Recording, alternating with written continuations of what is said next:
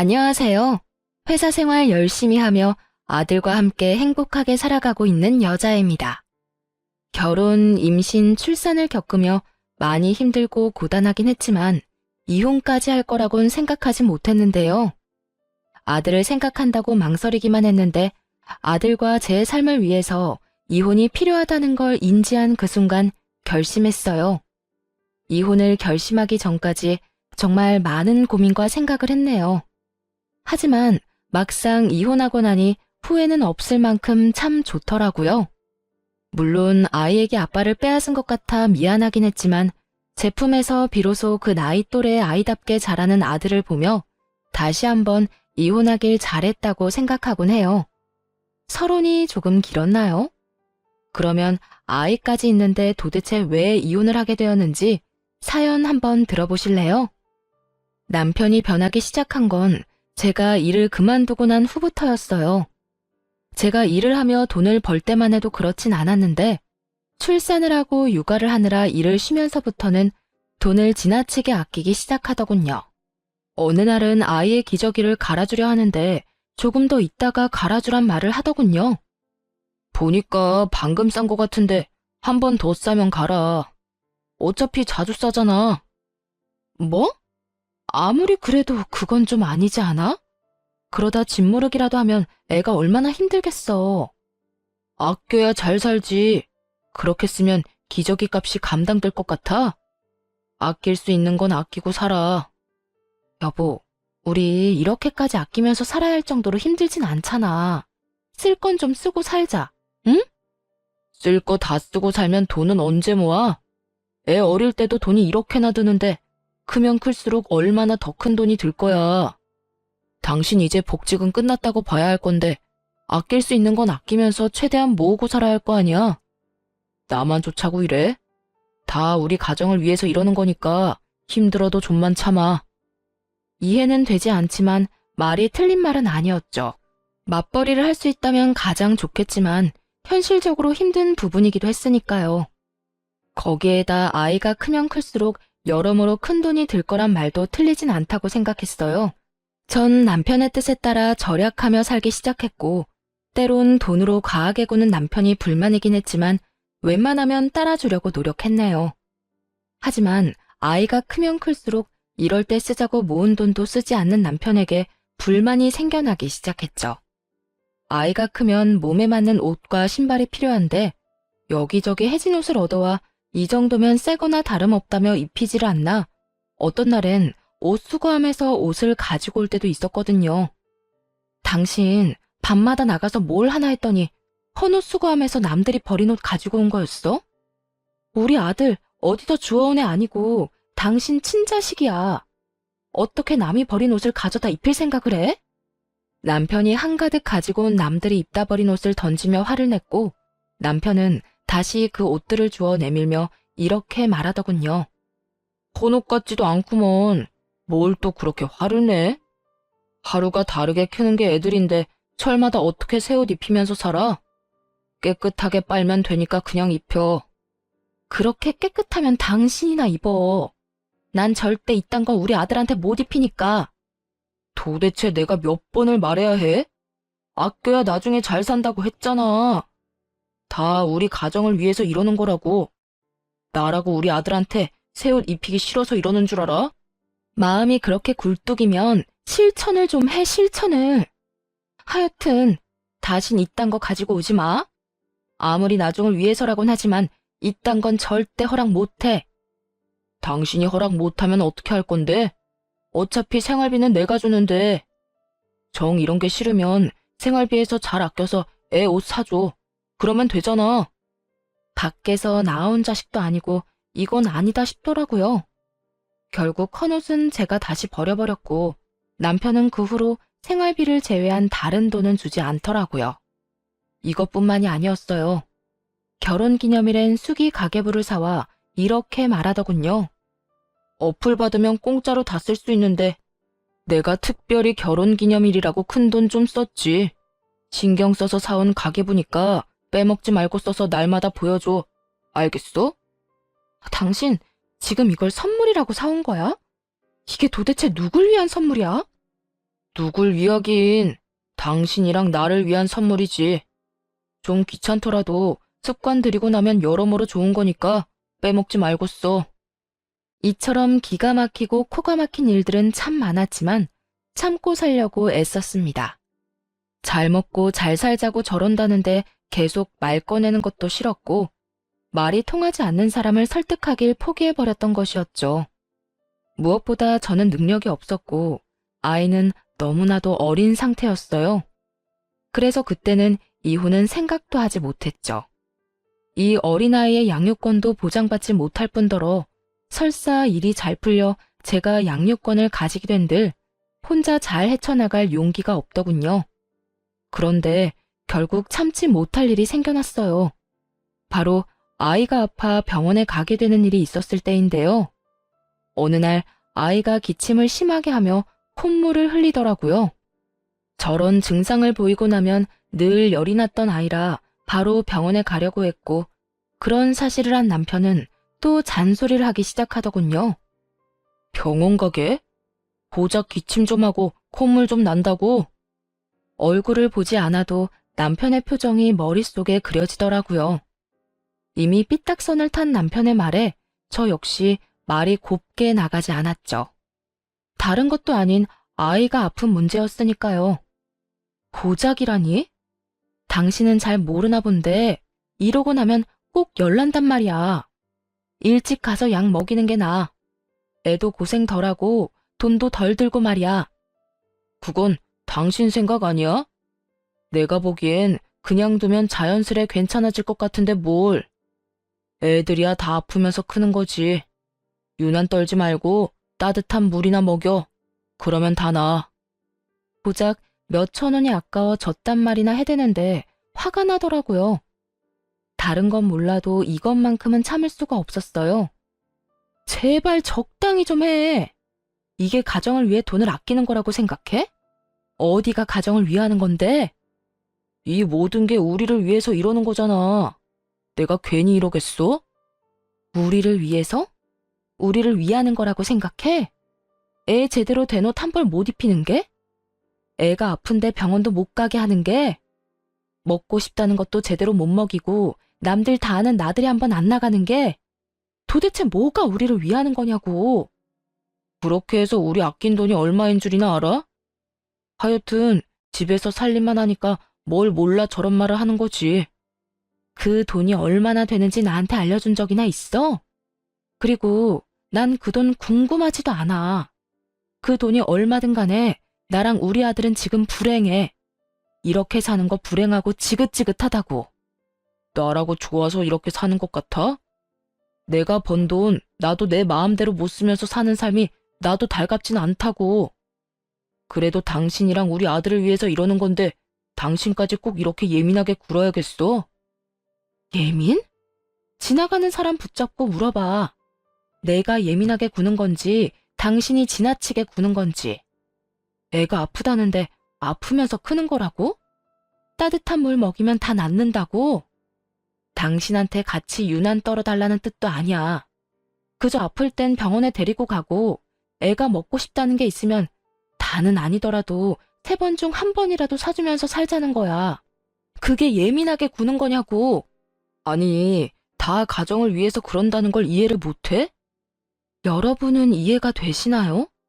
다른 건 몰라도 애가 아픈데 병원비를 아끼려고 드는 남편의 행동이 말이에요. 뭐든 결론은 가정을 위한다고 했지만 이게 정말 가정을 위하는 것은 과연 맞는 것인지 모르겠더군요. 그 가정을 위한다는 말 좀 그만해. 이젠 그 말만 들어도 몸서리가 쳐진다고. 우리 아들 거지만도 못하게 키울 생각 없으니까 당신이나 그렇게 살아. 아파 죽어도 따뜻한 물 한 잔이면 다 낫겠지 하고 살란 말이야. 이 사람이 진짜? 괜한 돈 낭비하지 말고 그냥 집에서 쉬게 하라니까. 당신이나 그렇게 살라고 했지? 지금 병원 못 가게 하면 당신이랑 이혼할 거니까 그런 줄 알아. 지금 이혼하잖아? 당신 나한테 위자료 엄청 줘야 할 거니까 그 돈 아끼려면 조용하고 병원 가게 내버려둬. 알겠어? 이혼보다 위자료가 무서웠던 남편은 더는 아무 말도 하지 않더라고요. 그렇게 아이를 데리고 병원에 갔고 목이 이미 많이 부은 상태라 아이가 많이 힘들었을 거라 하더군요. 그 이야기를 듣는데 스스로가 참 원망스러웠어요. 진작 좀 데리고 올 걸. 조금만 더 신경 써서 볼 걸. 그날 아이를 안고 참 많이도 울었네요. 그날 이후 마음을 다잡고 조금씩 변하기로 결심했어요. 남편이 뭐라고 하든 먹는 것, 아픈 것에는 돈을 아끼지 않기로요. 남편의 반발은 심했지만 잘 먹는 아이를 보면 그 정도야 한 귀로 듣고 한 귀로 흘리는 것이 가능했습니다. 여기까지만 했다면 아마도 가정을 지키는 선에서 제 방법대로 대응하며 살았을 거예요. 하지만 무엇보다 화가 나는 것은 따로 있었네요. 이혼까지 결심하게 된 원인이기도 하고 말이에요.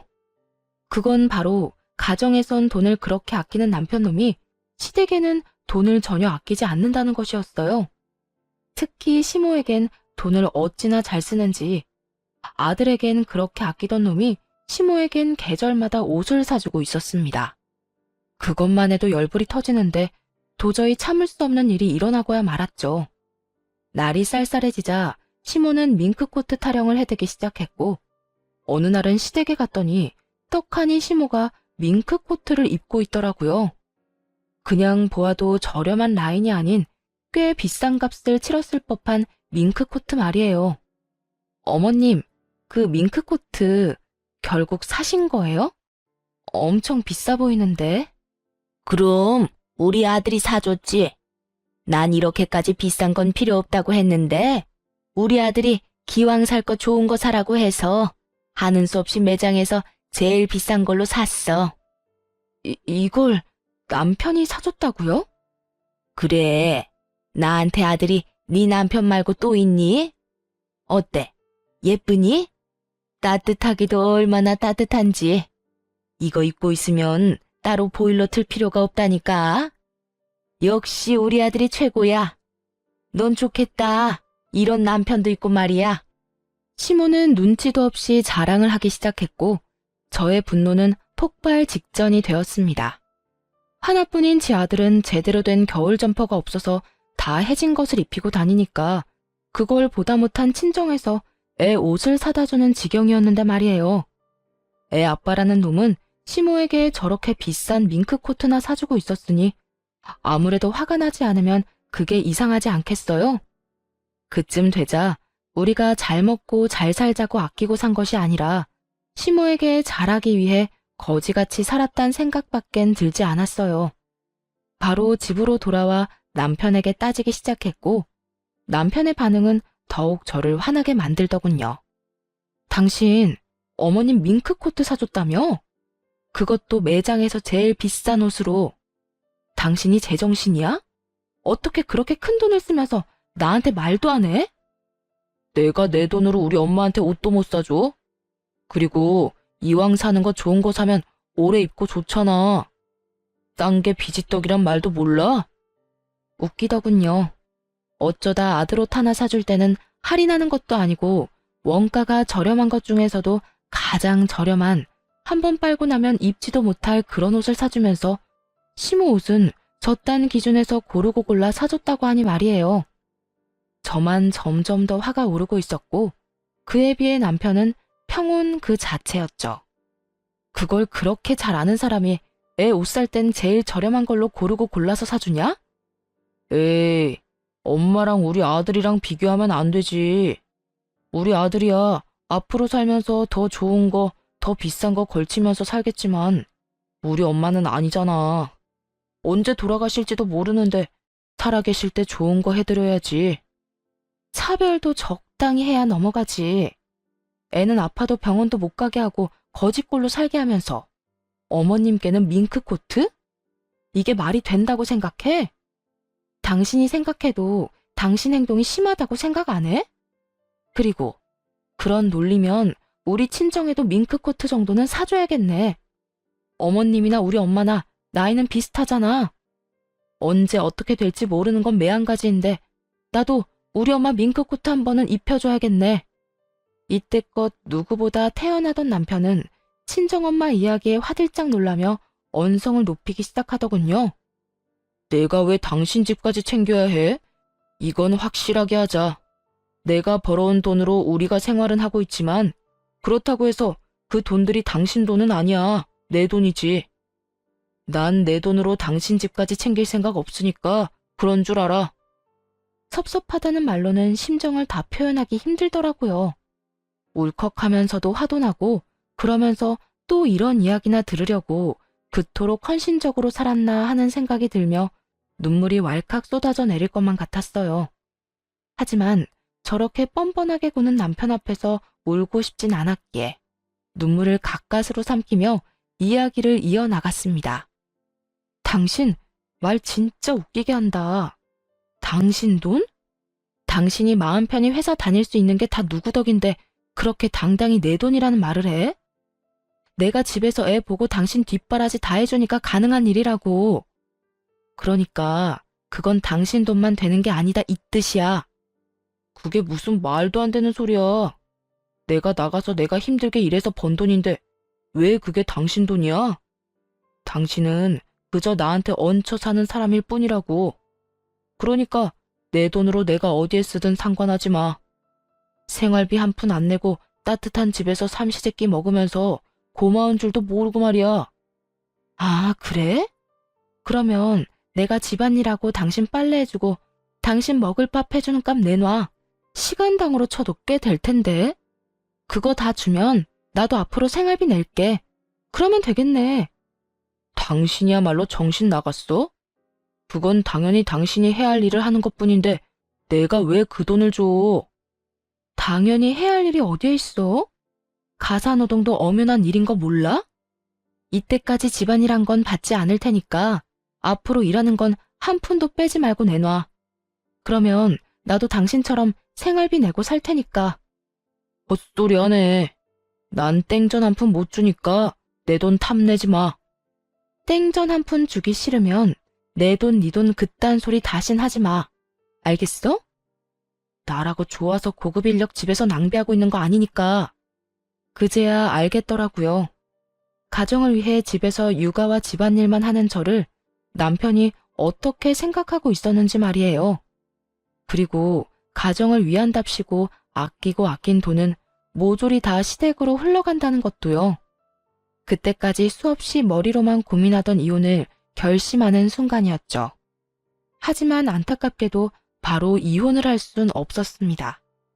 아이는 제가 키우겠다고 당당하게 말할 수 있는 능력부터 키우기로 했어요. 다행스럽게도 마침 제가 다니던 회사에서 다른 분이 육아휴직에 들어가게 되었고 제 사정을 알고는 다시 불러주어 복직을 하게 되었네요. 아이를 어린이집에 보내기로 했고 하원이라든가 갑작스럽게 아이에게 생기는 불가피한 일은 친정 부모님의 도움을 받기로 했어요. 괜한 문제로 남편과 싸워야 하는 시간 낭비는 하고 싶지 않았으니까요. 복직 소식을 들은 남편은 응원은 못해줄 망정 비아냥대며 비웃어대더군요. 복직? 그 회사도 참 일 시킬 사람이 없긴 없는가 보네. 당신 같은 사람을 다시 부르고 말이야. 당신 회사만 할까? 이렇게 인간 이하인 사람인 줄도 모르고 일 시키고 월급까지 주고 있으니 그 회사 안목도 알만하네. 당신 무슨 말을 그렇게 해? 당신이 먼저 시작했어. 와이프가 복직했다고 하는데 축하는 못해줄 망정 그딴 말이나 하는데 나라고 당신한테 좋은 말을 해줄 거라 생각했어? 당신 말은 틀렸어도 내 말은 틀린 말은 아니잖아. 몇 년 동안 집구석에서 살림이나 하고 애나 키우던 여자가 복직한다고 해서 맡은 일이나 제대로 처리할 수 있을 것 같아? 그거야 두고 보면 알겠지. 내가 일을 잘해서 회사에 둘도 없는 인재가 될지 누가 알아? 착각은 자유라고 해도 그 정도면 심하다고 생각 안 해? 하긴 직접 부딪혀봐야 알지. 아마 일주일도 안 돼서 나한테 생활비 받았을 때가 좋았다고 생각할 거다. 그때까지 일 그만둔다고 다시 생활비 좀 달라고 매달리지나 마. 당신은 잘 모르나 봐. 당신 웬만한 진상 상사보다 훨씬 더 심한 진상이라는 거. 내가 당신도 버티고 살았는데 그까짓 회사 생활이 힘들다고 도망칠 것 같아? 뭐라고? 너 진짜 아까부터 말이 심한 거 아니야? 남편한테 진상이 뭐야, 진상이? 가만히 있는 사람 먼저 건드렸을 땐 이 정도는 각오했어야 하는 거 아니야? 그리고 당신 진상 맞잖아. 진상 보고 진상이라고 하는데 무슨 문제라도 있어? 당신 계속 진상 진상 그러는데 내가 무슨 진상이야? 집에서는 세상 둘도 없는 짠돌이라서 애 옷 한 벌, 병원비도 아끼는 사람이 자기 집에는 재벌집 상속자처럼 돈 써대면 그걸 진상이라고 하는 거야. 정작 아끼는 게 없어야 할 가정에서 아낀 돈으로 효자짓이나 하고 다니는 걸 다른 말로 표현할 게 있다고 생각해? 아, 그리고 애 키우고 집안일 하는 건 하찮게 여기면서 네 돈 내 돈 하는 것도 진상 중에 완전 진상이지. 웬만하면 말다툼을 하며 시간 낭비를 하고 싶지 않아 피해왔는데 그날만큼은 지금껏 하고 싶던 말들을 다 쏟아냈네요. 이런 반응의 남편은 많이 당황한 모양이더라고요. 평소에 제 모습과는 달라도 완전 다른 모습이었으니까요. 그리고 이런 말들이 전곡을 찌르기도 한 모양이었어요. 가만히 노려보던 남편은 말을 돌리며 다시 비아냥대기 시작했죠. 그래, 여자하고 말싸움 해봤자 남자만 손해지. 앞으로 두고 볼게. 언제 잘리게 될지 말이야. 그리고 나한테 언제 생활비 타령을 할지 지켜보는 재미가 있겠네. 혼자 헛된 기대 마음껏 해. 난 당신 기대처럼 잘릴 생각 절대 없으니까 말이야. 오히려 당신보다 더 인정받고 당신보다 더 많이 벌고야 말 거니까 두고 봐. 처음엔 남편의 이런 반응이 화가 났는데 시간이 조금 지나니 오히려 고맙더라고요. 남편 덕에 도끼를 제대로 충전했으니까요. 일을 하며 남편의 도움을 받기 싫었기에 혼자 아들을 돌보는 것은 물론 집안일도 신경 쓰며 바쁘게 살았네요. 그렇게 3년이 지났어요. 일만 시작하면 당장이라도 이혼하고 아들을 데리고 나와 잘 살 수 있을 거라 생각했는데 현실은 그리 녹록지 않더라고요. 우선 전셋집이라도 마련할 돈을 모아야 했고 회사 내에서도 입지를 다질 필요가 있었죠. 3년이란 시간 동안 남편은 점점 더 뻔뻔해졌지만 당장이라도 이혼하고 싶었던 마음은 점점 진정되더라고요. 돈을 벌기 시작하니 부딪히는 부분이 없어지기도 했고 그동안 각자의 삶을 살다 보니 그랬던 것 같아요. 이대로라면 아들의 아빠 자리는 지키고 있게 해주려고 했는데 그것마저도 남편 스스로 걷어차는 일이 일어나고야 말았습니다. 그날도 다른 날과 마찬가지로 아이를 유치원에 맡기고 출근을 했던 날이었어요. 그날따라 정신이 없이 일을 하고 있는데 선생님께 전화가 오더라고요. 어머님, 혹시 바쁘실까요? 왜 그러세요? 애한테 무슨 일 있나요? 그게 오늘 비가 와서 야외 활동 대신 원에서 체육 활동을 하다가 친구가 넘어지면서 준이를 밀었나 봐요. 준이가 같이 넘어지면서 책상에 찍혔는데 눈 위가 찢어졌어요. 지금 병원으로 데리고 가려고 하는데 혹시 따로 원하시는 병원이 있으실까요? 찢어졌다고요? 아니, 얼마나요? 심하게 다쳤어요? 원하는 병원은 따로 없긴 한데 일단 가까운 곳 중에 가장 큰 병원으로 가주세요. 준이 사진도 좀 보내주시고요. 병원 정해지면 따로 문자도 좀 주세요. 진정이 되지 않더라고요. 사진 속 아이는 피를 흘리며 울고 있었고 이미 저도 함께 울고 있었네요. 그래도 애아빠라고 그런 순간이 되자 남편이 생각나더라고요. 바로 아이의 사진을 보내고 전화를 걸었어요. 여보, 사진 봤어? 준이 유치원에서 다쳤대. 봤는데 어쩌다 이렇게 된 거야? 친구가 넘어지면서 밀었다나 봐. 그 바람에 책상에 잘못 찍히는 바람에 눈 위가 찢어졌대. 지금 병원 가보려고 하는데 나 놀라기도 많이 놀라고 큰일이라도 날까봐 무서워. 당신도 같이 좀 가주면 안 돼? 지금 많이 바빠? 무섭기는 뭐가 무서워. 눈가 좀 찢어진 거 가지고. 난 지금 바빠서 못 가니까 혼자 얼른 가봐. 그리고 병원비는 상대방 애 부모한테 달라고 해. 알겠어? 괜히 괜찮다, 애들끼리 그럴 수도 있다 그딴 말 하지도 말고 최대한 화 많이 난 척하면서 병원비 제대로 받아내란 말이야. 당신은 우리 애가 다쳤다는데 할 말이 그거밖에 없어? 그러면 이거보다 중요한 말이 있어? 이미 다친 건 다친 거고 병원비라도 받아내야 할 거 아니야. 하여튼 난 못 가니까 가서 알아서 해결해. 아니다. 그냥 그 부모 연락처 나한테 보내. 내가 알아서 할 테니까. 화를 내고 있을 시간도 없었어요. 전화를 끊고 곧바로 병원으로 향했고 급한 치료를 끝낸 아이와 집으로 돌아왔네요. 그렇게 집에서 놀란 아이를 진정시키고 재우고 나오니 남편이 시모를 부축하며 집으로 들어오더군요. 육안으로 보기엔 다친 곳이 없어 보이긴 했지만 아이가 크게 다친 것을 보고 난 후라 덜컥 겁이 나더라고요. 부축을 받아야 할 정도로 시모도 크게 다친 것은 아닌가 싶었죠. 그런데 그건 저만의 걱정일 뿐이었습니다. 시모를 소파에 앉히고 남편의 입에서 기가 막히는 말이 흘러나왔으니까요. 당신 멀뚱히 서 있지 말고 죽 좀 만들어. 집에 전복 있나?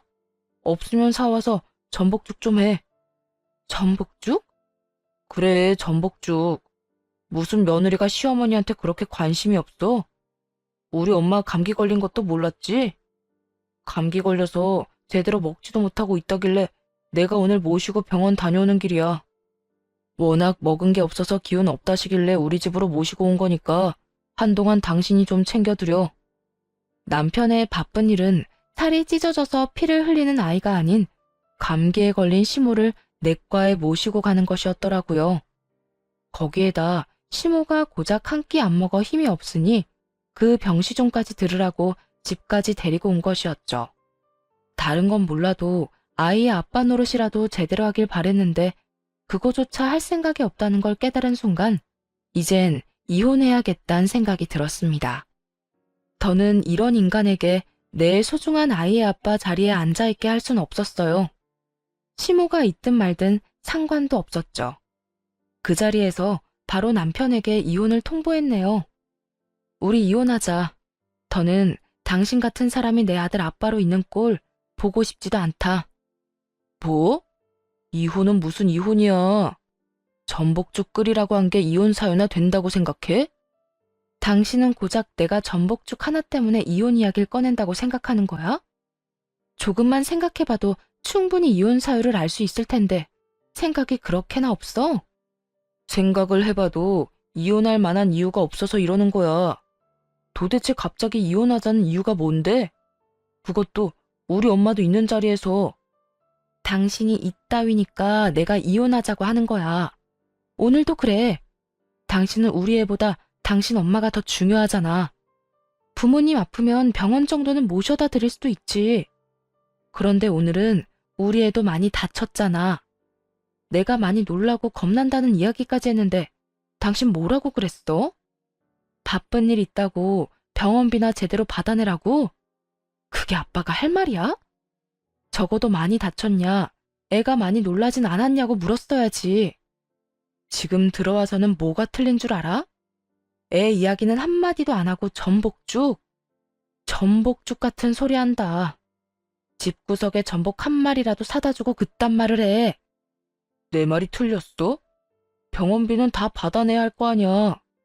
잘잘못은 따져서 손해는 안 봐야지. 그리고 내가 그까짓 병원 좀 안 가서 애가 어떻게 됐어? 그런 것도 아니잖아. 당신 화난 거 알겠으니까 이혼 같은 헛소리 하지 말고 얼른 죽이나 끓여. 이혼하려면 변호사 선임도 해야 하고 돈이 얼마나 드는데 이혼은 무슨 이혼이야? 돈 좀 번다고 돈 무서운 줄 몰라. 안 되겠어. 앞으로 당신 월급도 나한테 다 내놔. 내가 관리할 테니까. 헛소리나 계속해대는 남편이나 그런 남편의 말이 하나 틀린 것이 없다는 듯 고개를 끄덕이는 시모나 어느 하나 멀쩡한 사람이 없어 보이더군요. 그렇게 정신을 못 차려준 덕분에 이혼에 대한 제 의지는 더욱 확고해지긴 했지만요. 이런 상황에서도 변호사 비용이나 따지고 있으니까 내가 이혼하자고 하는 거야. 그리고 당신이 나랑 내 아들한테 어떻게 했는지 다 잊었어? 가정에서는 돈 한 푼이 아까운 인간이 시댁 일이라면 그게 얼마든 턱턱 쓰는 꼴도 참았더니 이젠 애가 저렇게 크게 다쳤는데 고작 감기 때문에 애랑 나를 버린다고? 난 더는 그딴 꼴 보고 싶지도 않고 참을 수도 없으니 이혼해. 이혼에 대한 의지가 확고해 보였는지 남편을 대신해 시모가 제 발목을 잡고 늘어지더라고요. 바로 아들을 빌미로 삼으면서 말이죠. 그래? 그렇게 못 참겠으면 이혼해야지. 단, 이혼하게 되면 우리 집 장소는 다시 볼 생각도 하지 말거라. 네가 낳았어도 엄연히 우리 집 씨앗이니 이혼할 땐 우리 장손하고 연도 끊고 나가란 말이야. 장손이요? 언제부터 어머님이 그렇게 장손을 중히 여겼는지는 모르겠지만 그렇게 중요한 장손이면 남이 입다 버린 옷이나 입고 다닐 때 옷이나 한 벌 사주지 그랬어요. 아니, 애가 고기 먹고 싶다고 노래를 부를 때 소고기라도 좀 사줬더라면 어머님이 지금 하는 그 장손 타령이 제 마음에 좀 와닿기라도 했을 텐데요. 따뜻한 집에서 잘 먹고 잘 살았으면 됐지. 이제 와서 불만이 뭐가 그렇게 많은지 모르겠구나. 내 아들이 고생해서 번 돈으로 부족함 없이 잘 살았잖아. 방금 내가 한 말 못 들었어요? 부족함 없이 산 건 우리가 아니라 어머님이랑 시댁 식구들이겠죠. 워낙 생각이라곤 없는 아들이 시댁 일이라면 와이프도 아들도 나 몰라라 하고 돈이란 돈은 다 써댔으니까요. 더는 두 사람이랑 하고 싶은 이야기도 없어요. 그러니까 장손 타령 그만하고 아들한테 이혼이나 빨리 하라고 설득이나 잘 해주세요. 이혼하라니까. 누가 이혼하지 말라고 그랬니? 다만 이혼은 하되 내 장소는 두고 가란 이 말이야. 남편도 그렇게 말귀를 못 알아먹어 사람 속을 뒤집어 놓더니 시모 역시 다를 바가 없더라고요. 그런 것도 유전이 되는 것인지 답답하기 짝이 없는 순간이었죠. 어떻게 말해도 알아듣지 못하는 시모를 똑바로 보고 한 글자 한 글자 천천히 집어주며 말해주었네요. 어머님이야말로 잘 들으세요. 그 집구석 장손 아니고 내 아들이에요. 내가 낳고 나 혼자 키운 내 아들이라고요. 그러니까 내 아들한테 침 흘릴 생각 하지도 마세요. 뭐야? 너 끝까지 이렇게 나올 거니? 이렇게까지 행동하게 만든 게 그쪽들이에요. 장가간 아들이 정신 못 차리고 시댁 일에만 매달리면 그러면 안 된다. 애나 와이프 좀 챙기라고 한마디 하지는 못할 망정 밍크코트나 사달라고 하고 손주가 피가 철철 난다는데 감기 때문에 병원에나 가자고 하고 해달라고 조르는 엄마나 좋다고 가서 돈 쓰는 가정 버리는 아들이나 제정신 아닌 건 매한가지라고 생각 안 하세요? 듣고만 있기 거북했는지 남편이 화를 내며 나서더라고요. 입장을 바꿔 제가 남편의 입장이었다면 입이 10개라도 할 말이 없을 것 같은데 말이죠. 그 상황에서도 말이 많은 것을 보니 양심은 밍크코트를 살 때 돈과 함께 주고 왔나 싶었네요. 제정신이 아니야? 누가 할 말을 누가 하는 거야 지금? 당신이야말로 지금 제정신이 맞긴 해? 어떻게 우리 엄마한테 눈 똑바로 뜨고 그딴 말을 해? 얼른 사과해. 잘못했다고 싹싹 빌란 말이야. 내 말 못 들었어? 이혼하자고 했잖아. 이혼할 마당에 내가 예의 차리고 말까지 가려가며 해야겠어? 저기 저 소파에 앉아있는 사람은 당신한테나 엄마일 뿐이지 나한텐 이젠 옆집 아줌마만도 못한 보기 싫은 사람일 뿐이야. 그건 당신도 마찬가지고. 당신 진짜 끝까지 해보자 이거야? 그러니까 당신도 이혼이나 잘 준비해. 난 우리 아들 당신 같은 인간 손에서 크게 할 생각 없으니까. 끝까지 반성이란 모르는 남편이 순순히 이혼해 줄 리가 없었고 결국 소송까지 하게 되었네요. 소송을 준비하며 미리 전셋집도 구해두었고 아이를 양육하기엔 부족함이 없는 환경을 만들어 놓은 상태였죠. 이런 저와는 달리 남편은 제가 집을 나감과 동시에 집안일엔 신경도 안 쓴 듯 하더라고요. 그렇게 장손 타령을 하던 시모도 집안일을 해주기는커녕 돈만 받아가기 바빴고 말이에요. 양육 환경 면에서도 차이가 크긴 했지만 무엇보다 아이가 저만 원하는 상황이기도 했습니다. 당연한 결과였어요. 남편은 아이가 뭘 좋아하는지 어떤 음식 알레르기가 있는지조차도 모르는 상태였고 온 관심은 그저 시댁에만 있었으니까요. 아이에 관해선 무지에 가까운 인간이었거든요. 그 결과 당연히 양육권은 제가 가지고 오게 되었고 재산 분할 역시 꽤 받게 되었어요. 변호사 선임이라도 했더라면 그 정도는 아니었을 텐데 남편은 돈이 아깝다며 변호사 선임도 하지 않았고 혼자 설친 대가를 제대로 치르게 되었던 것이었죠. 재산 분할도 뜻대로 되지 않자 전 남편은 괜한 시비를 걸며 쓸데없이 큰 소리를 치더군요. 내 돈 가지고 가서 어디 얼마나 잘 먹고 잘 사는지 두고 보자. 이래서 대한민국은 안 돼. 집에서 돈이나 쓰고 논 여자가 뭘 했다고 재산 분할을 그만큼이나 해주라는 거야? 네가 그딴 식이니까 재산 분할을 그만큼이나 해주라는 거야. 그러게 나처럼 변호사라도 선임했어야지. 잘한 짓거리는 단 하나도 없으면서 무슨 자신감으로 혼자 덜렁 나와서 소송을 해? 어깨 위에 그건 장식용으로 두지 말고 좀 써. 그러라고 달아놓은 거니까. 이까지 소송 좀 네 뜻대로 다 됐다고 기고만장한가 본데. 너처럼 펑펑 쓰면서 살면 망하는 건 시간 문제니까 내 돈 관리나 잘하면서 살아. 알겠어? 네 돈 관리나 잘하면서 살아. 알겠어? 이제 네 돈 아니고 내 돈이니까 신경 쓰지 마. 앞으론 애 문제 아니면 연락도 하지 말고 살자. 나야말로 바라는 바거든. 사는 게 힘들어도 나한테 다시 돌아올 생각은 하지도 마. 난 이제 너 같은 여자 지긋지긋하니까 말이야.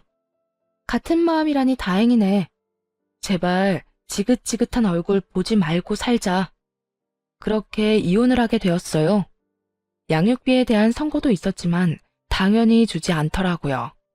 받을 기대조차 없기도 했고 아들을 보여달란 말도 없어서 그냥 그 값으로 쳐주려고 했는데요. 이혼하고 2년 정도 뒤부터 애를 핑계로 계속 찾아오기 시작하더군요. 아이가 반기지도 않은데 꾸역꾸역 찾아와 갖은 친한 척은 다 한다 싶더니 어느 날은 전 시모도 함께 찾아왔더군요. 그날은 두 사람 다 짐까지 싸와 아들과 친한 척을 하길래 도대체 무슨 생각으로 저러나 물어보게 되었죠. 이번엔 당신 엄마도 모자라서 짐까지 싸서 들고 왔네? 2년 동안 연락 한 번 없더니 이제 와서 이러는 이유가 뭐야? 이유는 무슨 이유? 그냥 우리 아들이 얼마나 컸나 궁금해서 왔지. 짐은 매번 잠깐씩 보고 가니까 아쉬워서. 이번엔 한 며칠 지내면서 우리 아들이랑 시간 좀 보내려고. 엄마도 마찬가지고 말이야. 애 키울 때도 없던 부성애가 갑자기 생겼다고? 말이 되는 소리래. 우겨볼 셈인 것 같은데 그딴 거 안 통하니까 똑바로 말해. 꼴 보아하니 형편도 어려워진 것 같고 회사도 안 나가는 것 같은데 무슨 목적으로 찾아온 거야? 거짓골을 하고 온 전 남편과 전 시모를 몰아세웠고 전 시모가 추악한 속내를 드러내기 시작했습니다. 그게 사실은 너랑 이혼하고 얼마 안 지나서 우리 아들이 회사를 그만두게 됐지 뭐니. 회사 사정이 안 좋아져서 권고사직을 당하게 됐어. 그나마 퇴직금을 꽤 받아서 그걸로 장사를 시작했는데 하늘도 무심하시지 코로나가 터져버렸지 뭐야. 너도 알지? 코로나 때문에 살아남은 가게가 없다는 거. 그래서 우리 사정이 요즘 좀 많이 좋지 않아. 꼴이 볼만하다 했더니 다 이유가 있었더라고요. 큰 마음 먹고 있는 돈 없는 돈 다 끌어모아 시작한 가게는 다 망했고 오갈 데가 없어지니 그제야 저를 찾은 것이었죠. 처음부터 짐 싸서 들어오기엔 양심에 찔렸는지 아들 핑계로 오가기로 한 모양이었고요. 그래서 그렇게 형편이 어려워졌으니 이제 와서 나한테 빈대라도 붙으려고 그러세요? 빈대라니. 재결합이라는 좋은 단어가 있지 않니? 우리도 우리지만 너 힘들까봐 이렇게 찾아온 거야. 아들 혼자 키우는 게 보통 일이 아니지 않니? 언제까지 친정 도움 받을 거야? 사돈들이 말을 안 해서 그렇지 몸도 마음도 힘드실 게야. 그러니까 너도 우리가 이렇게 왔을 때 못 이기는 척 받아들이려무나. 애한테도 아빠가 다시 생기니 좋고 너도 듬직한 남편이 다시 돌아왔으니 여러모로 좋은 일 아니겠어? 이 모든 개소리를 요약하자면 쫄딱 망의 거지가 된 자신들을 감사한 마음으로 데리고 살아라였네요. 이혼도 한마당에 더는 얼굴 붉히면서 연락도 하고 싶지 않아 양육비 타령 한번 하지 않았더니 저를 만만하게 봐도 보통 만만하게 본 것이 아니더군요. 좋아요? 누가 좋아요? 난 하나도 좋은 게 없는데. 나랑 내 아들은요, 그쪽이랑 그쪽 아들 얼굴 안 보고 사는 게 가장 좋은 일이에요. 그러니까 다신 찾아올 생각도 하지 마세요. 그리고 당신 이때까지 양육비 한 번도 안 준 거 알지? 내가 당신 목소리도 듣기 싫어서 그까짓 양육비 안 받고 안 만나고 살려고 이야기도 안 꺼낸 건데 당신이 이렇게 나오니까 나도 하는 수 없이 그 돈 다 받아내야겠어. 뭐라고? 나한테 그런 돈이 어디 있다고? 그건 당신 사정이지 내 사정은 아니잖아. 그러게 누가 찾아와서 괜한 짓거리 하래? 양심도 없이 2년 만에 찾아와서 뭐? 재결합? 미치려면 혼자 미쳐. 어디 나랑 내 아들까지 미치게 만들려고 감히 이딴 짓을 해? 당신도 말은 안 해서 그렇지 나랑 재결합 생각한 적 있을 거 아니야. 지금은 당신이 화가 나서 그러는데 우리 아들 생각 좀 해보라고. 이제 크면 클수록 아들이니 더욱 아빠 손길이 필요해질 텐데 그때 가서 후회하지 말고 지금 재결합하면 좋잖아. 그러니까 나나 내 아들이나 그놈의 재결합 나는 원하지도 않는다니까. 훗날 아빠 손길이 필요해도 네가 아쉬워질 일도 없고 그때 되면 늘 그러했듯이 나랑 내 아들이 알아서 헤쳐나갈 테니까 괜한 걱정도 하지 마. 그러지 말고 우리 좀 살려줘. 진짜 갈 데가 없어서 그래. 얼마나 힘들었으면 2년 만에 당신 찾아와서 이런 말까지 하겠어? 나한테 남은 정 없다는 거 알긴 하는데 그래도 나 준이 아빠잖아. 그거 생각해서라도 한동안만 여기서 좀 지내게 해주라. 응? 준이 아빠 같은 소리 하네. 당장 당신 엄마 데리고 내 집에서 나가. 다신 찾아올 생각도 말고. 차례대로 전 남편과 전 시모를 쫓아내버렸고 그 길로 양육비 일시금 지급 신청을 했습니다. 그렇게까지 하면 정신을 좀 차릴 거라 생각했는데 정신줄이 제대로 나가버린 전 남편은 반성은 하지도 않고 또 찾아와 화를 내더라고요. 당신 진짜 이렇게 매정한 사람이었어? 나 힘들다고 했잖아. 돈 없다니까? 그렇지 않아도 땡전 한 푼 없는데 그런 큰 돈을 어디서 마련해? 그러게 누가 줘야 할 돈 안 주고 쌓아두래? 양육비 한 번 안 주고 찾아와서 그 난동을 피웠을 땐 당연히 이런 결말도 예상했어야지. 당신이 당신 엄마까지 데리고 짐만 싸서 들고 들어오면 내가 하는 수 없이 받아줄 거라 생각했나 본데 난 절대로 그럴 생각이 없어. 당신이 마지막까지 나하고 내 아들한테 한 짓이 있는데 당신 같으면 당신을 용서할 수 있겠어? 적당히 좀 해. 그게 언제적 일인데 아직까지 그 이야기를 꺼내? 꺼낼만 하니까 꺼내는 거야.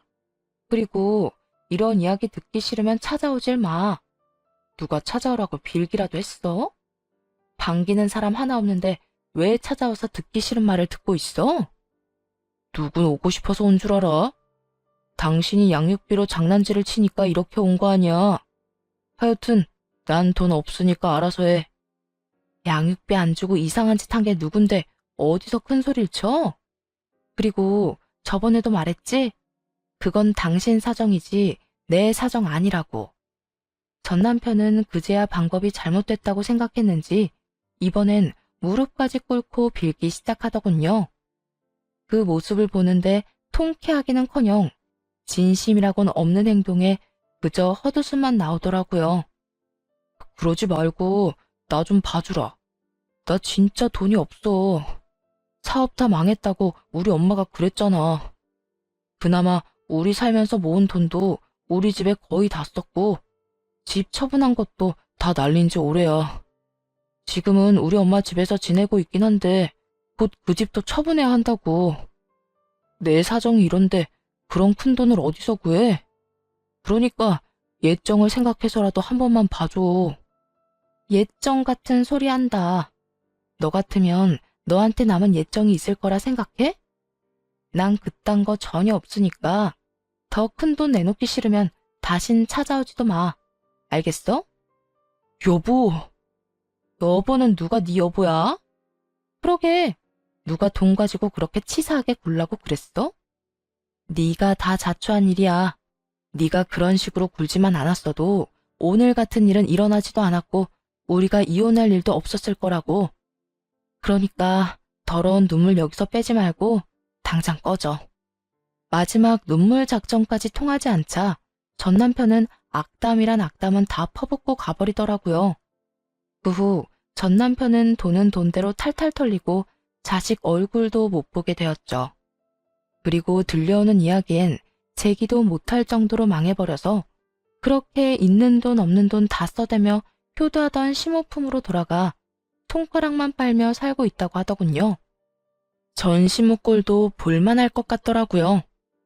손에 쥔 건 하나도 내놓지 않고 그렇게 아들 등골만 빼먹더니 돈줄이 끊긴 것도 모자라 쫄딱 망한 아들 데리고 사느라 있는 것도 하나둘 팔아버리고 하루살이처럼 살고 있다는 이야기를 들을 수 있었습니다.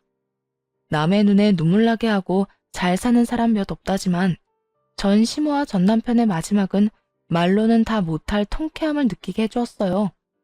경력 단절로 집에서 육아와 살림만 하던 시절 느꼈던 그 서러움이 한 번에 다 날아가는 기분이 들기도 했죠. 어느덧 많은 계절이 지났고 아들도 많이 커